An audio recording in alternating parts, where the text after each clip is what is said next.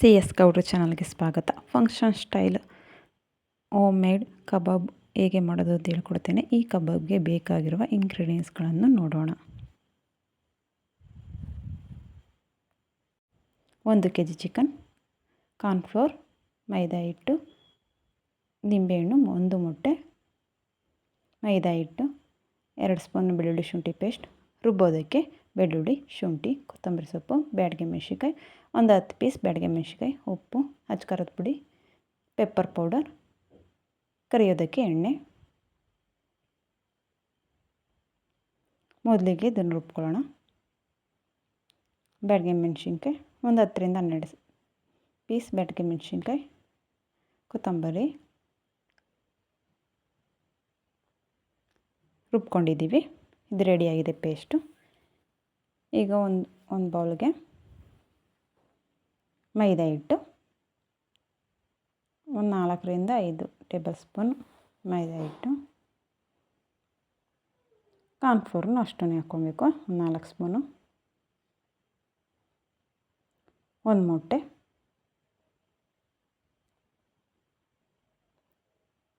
ಬೆಳ್ಳುಳ್ಳಿ ಶುಂಠಿ ಪೇಸ್ಟ್,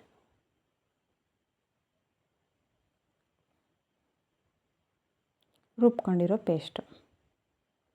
ನೋಡಿ, ಯಾವುದೇ ಕಲರ್ ಯೂಸ್ ಮಾಡ್ತಾಯಿಲ್ಲ. ಅದೇ ಜಾರಿಗೆ ಸ್ವಲ್ಪ ನೀರು ಹಾಕ್ಕೊಂಡು ಅದನ್ನು ಹಾಕ್ಕೊಳ್ತಾಯಿದ್ದೀನಿ.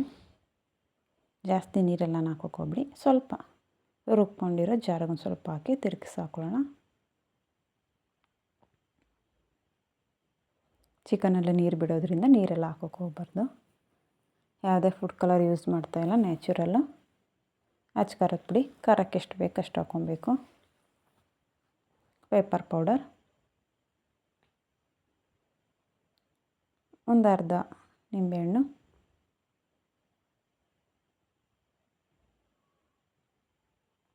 ಉಪ್ಪು, ರುಚಿಗೆ ತಕ್ಕಷ್ಟು ಉಪ್ಪು, ಮತ್ತು ತೊಳೆದಿಟ್ಕೊಂಡಿರೋ ಚಿಕನ್ ಹಾಕ್ಕೊಂಡು ಮಿಕ್ಸ್ ಮಾಡ್ಕೊಳ್ಳೋಣ.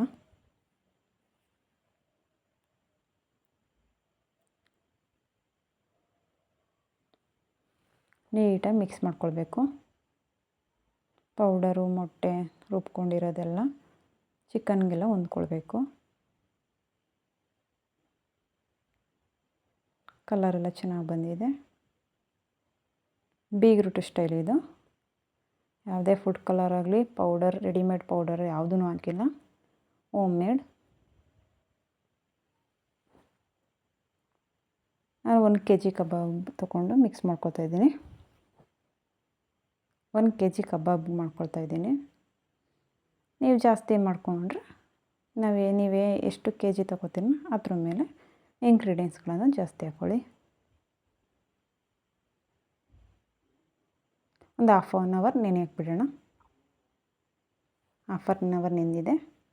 ಸ್ವಲ್ಪ ಚಿಕನ್ನಲ್ಲಿ ಸ್ವಲ್ಪ ನೀರು ಬಿಡುತ್ತೆ, ಅದನ್ನು ಮತ್ತೆ ಒಂದು ರೌಂಡ್ ಮಿಕ್ಸ್ ಮಾಡ್ಕೊಳ್ಳೋಣ.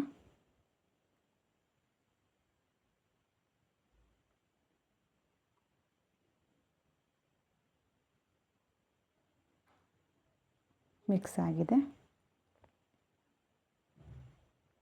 ಒಂದು ಪ್ಯಾನ್ ಇಟ್ಕೊಂಡು ಅದಕ್ಕೆ ಕರಿಯೋದಕ್ಕೆ ಎಷ್ಟು ಬೇಕು ಎಣ್ಣೆ ಅಷ್ಟು ಎಣ್ಣೆ ಹಾಕ್ಕೊಳ್ಳೋಣ. ತುಂಬಾ ಟೇಸ್ಟಿಯಾಗಿರುತ್ತೆ. ಒಂದು ಸಲ ಟ್ರೈ ಮಾಡಿ ನೋಡಿ.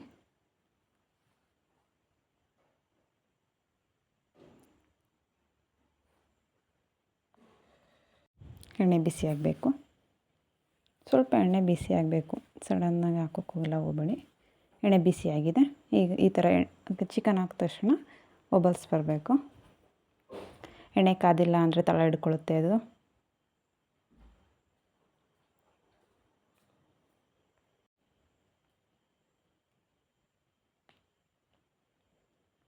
ಎಣ್ಣೆ ಎಷ್ಟು ಹಿಡಿಯುತ್ತೆ ಅಷ್ಟು ಚಿಕನ್ ಹಾಕ್ಕೊಂಡು ಬೇಯಿಸ್ಕೊಳ್ಳೋಣ.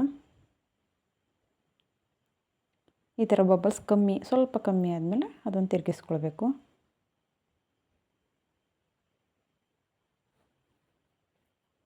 ಚೆನ್ನಾಗಿ ಬಂದಿದೆ. ಈ ರೆಸಿಪಿ ನಿಮಗೆ ಇಷ್ಟ ಆಗಿದರೆ ಶೇರ್ ಮಾಡಿ, ಲೈಕ್ ಮಾಡಿ, ಸಬ್ಸ್ಕ್ರೈಬ್ ಮಾಡಿ, ಪಕ್ಕದಲ್ಲಿರೋ ಬೆಲ್ ಬಟನ್ನ ಪ್ರೆಸ್ ಮಾಡಿ. Thank you friends.